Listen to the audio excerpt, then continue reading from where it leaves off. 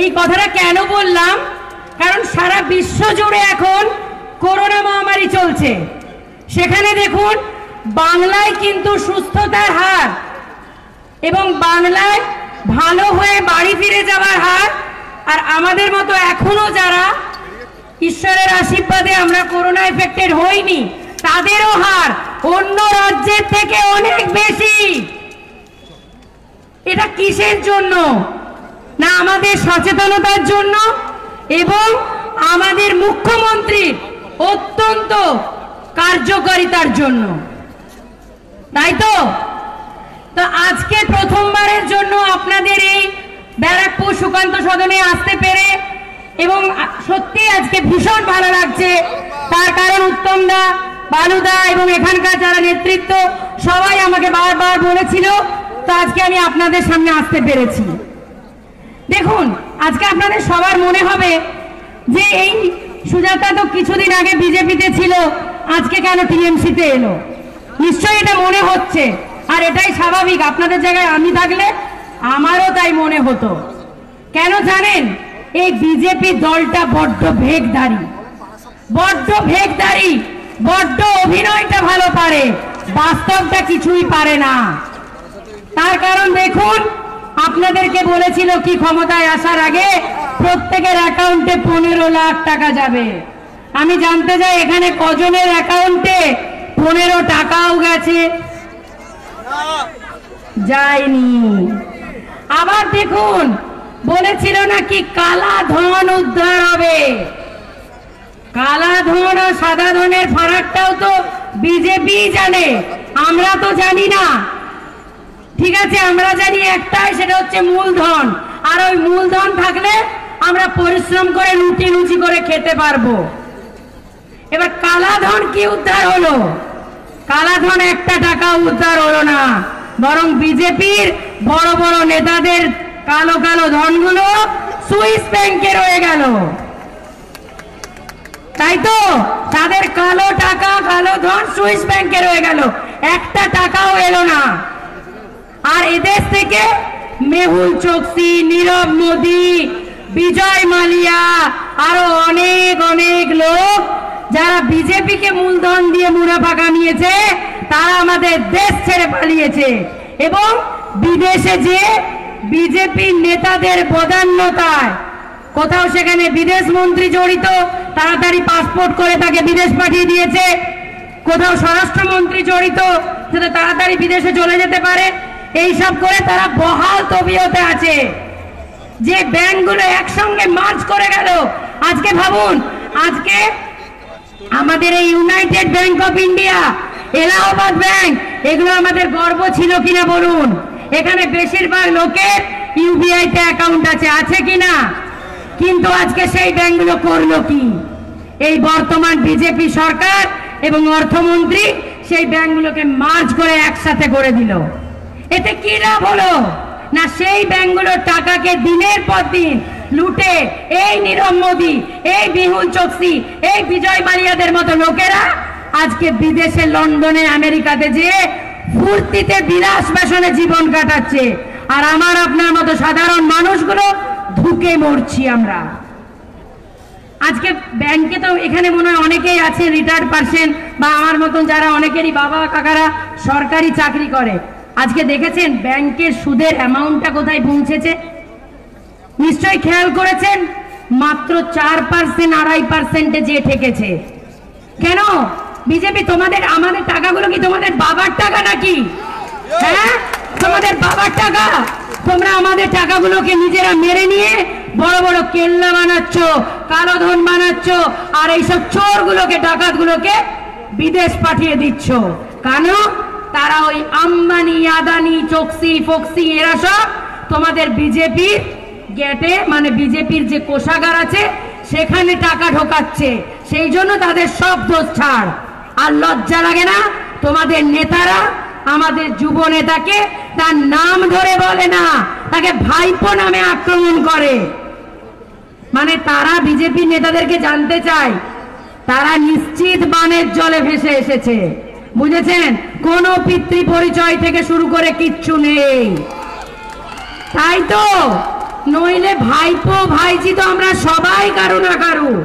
আর সেটা হওয়ার মধ্যে অপরাধ কি? আমাদেরও বাড়িতে কাকা পিসি মাসি জেঠু আছে, তো এটাই তো স্বাভাবিক। আমরা সবাই সমাজবদ্ধ জীব, পারিবারিক জীব। কিন্তু বিজেপির নেতারা তা নয়। বিজেপির নেতাদের পরিবার বলতে আম্বানি, বিজেপি নেতাদের পরিবার বলতে আদানি, বিজেপি নেতাদের পরিবার বলতে মালিয়া, আরো অনেক বড় বড় দেশ বিচে দেওয়ার ডাকাত চোররা। তাই জন্য লজ্জাহীনদের মতন আমাদের যুব নেতাকে সেরা ভাইপো নামে সম্বোধন করে।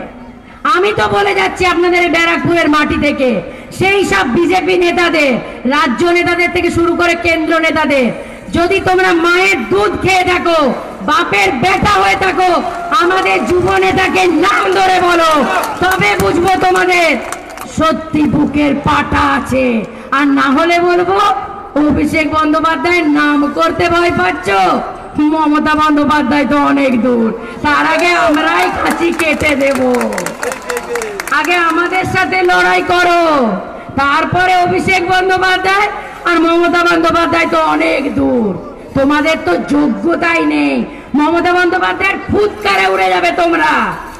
এই মমতা বন্দ্যোপাধ্যায়, সেদিন আমি একটা ন্যাশনাল চ্যানেলে বসেছিলাম, তো একজন আলিপুরদুয়ারের সাংসদ বলছে আপনারা তো 18টা সাংসদ হয়েছেন, তা কি কাজ করছেন, সাংবাদিক জিজ্ঞাসা করছে।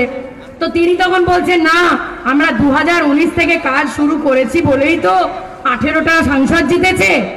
আমি একটা কথা বলে তাকে চুপ করিয়ে দিলাম, যে তার মানে ওনারা 1.5 বছর কাজ করেছেন। আর মমতা বন্দ্যোপাধ্যায় কত বছর কাজ করছেন বন্ধুরা? কত বছর?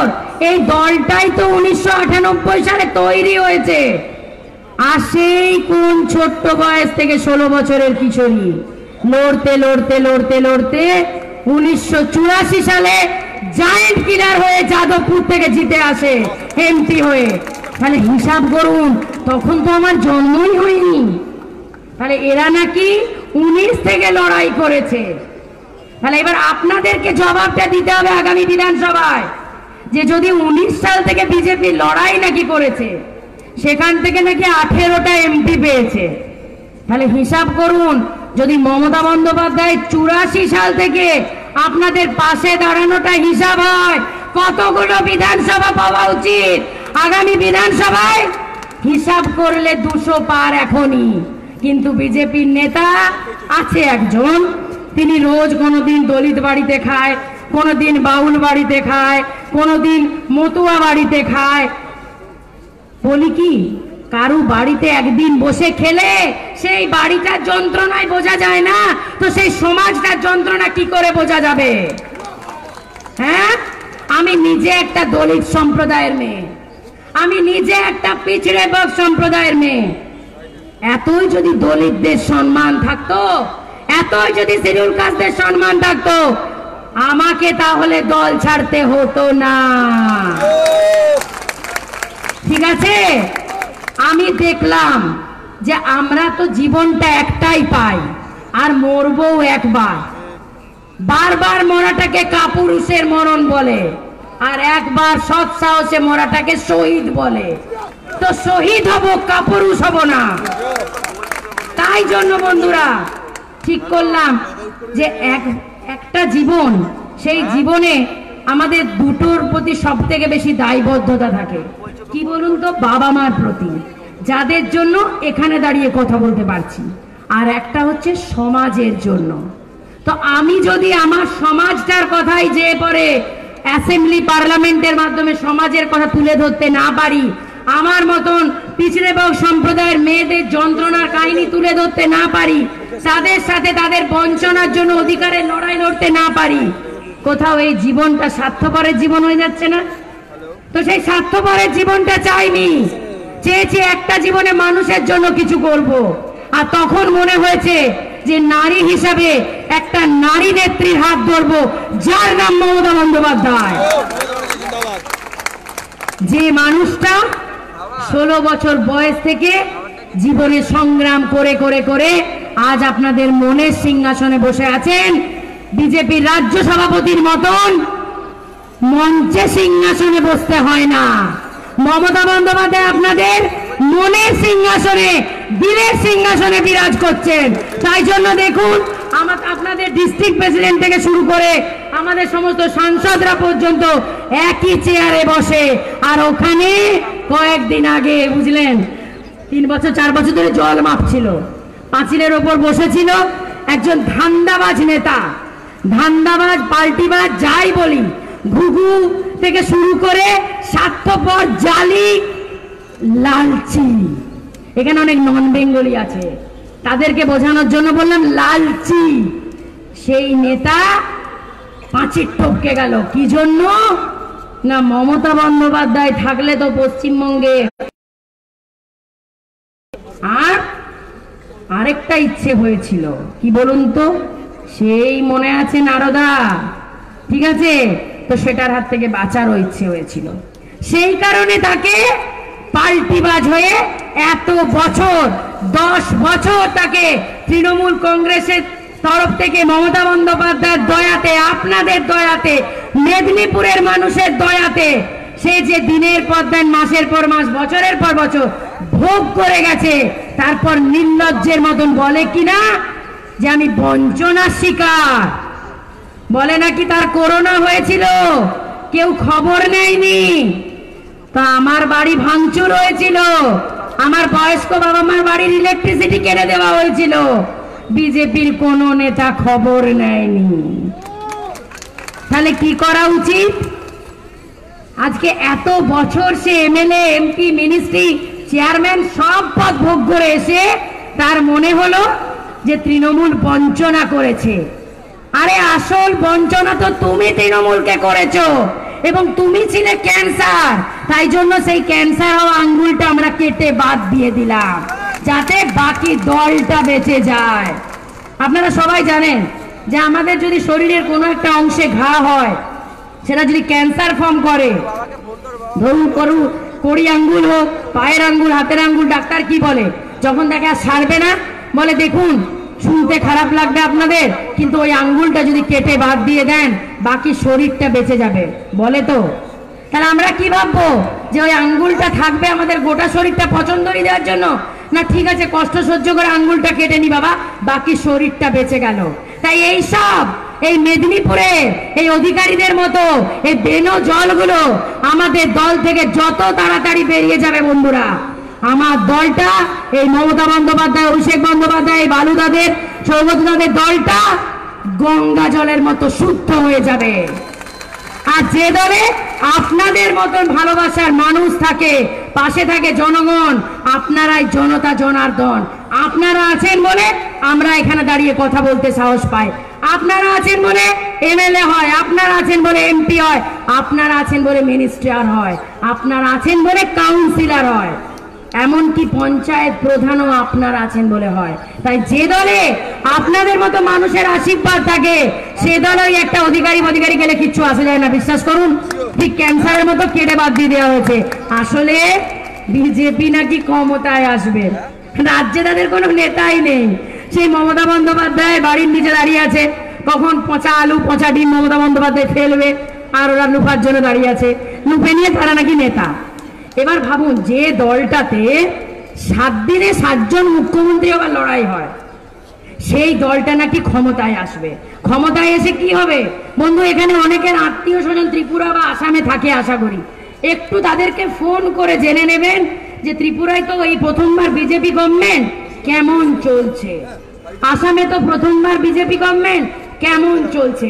আমি বাকি অবাঙালি ভাষাভাষী রাজ্যগুলোর কথা বাদই দিলাম, যে ভাষাগুলো আমাদের ভাষায় তো কথা বলে ত্রিপুরার লোক, আমাদের ভাষায় কথা বলে আসামের লোক, একটু জেনে নেবেন।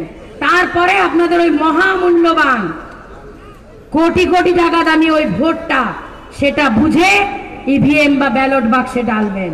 কারণ ভুলে যাবেন না, 21-এর ভোটটা নিজেকে বাঁচানোর, পরিবারকে বাঁচানোর, সমাজকে বাঁচানোর, প্রতিবেশীকে বাঁচানোর ভোট।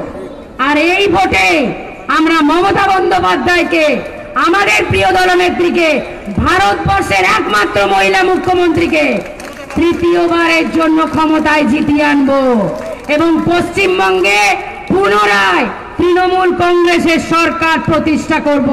এটাই হোক আজকে আমাদের এই ব্যারাকপুরের মাটি, মঙ্গল পাণ্ডের মাটি, এখান থেকে চ্যালেঞ্জ, প্রতিজ্ঞা, পণ, শপথ। কারণ এই মাটি থেকে মঙ্গল পাণ্ডে ইংরেজদের বিরুদ্ধে সিপাহী বিদ্রোহের সূচনা করেছিল।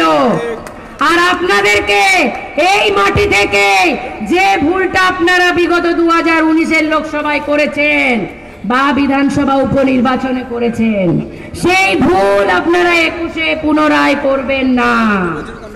এই একটাই কথা বলার আপনাদেরকে। বাকি আপনারা সবাই समझदार जनगण, और समझदार लोगों के लिए ईसा राय काफी होता है। তাই একটাই কথা বলে আমি আমার আজকের বক্তব্য শেষ করব। বালুদারা ডাকলে আমি আবার আসব। এরপরে ভাটপাড়া আছে, কালকে আবার আপনাদের এখানে নৈহাটি আছে, হাবড়া আছে, মনে হচ্ছে উত্তর 24 পরগনা দ্বারা বাড়িয়ে নেব।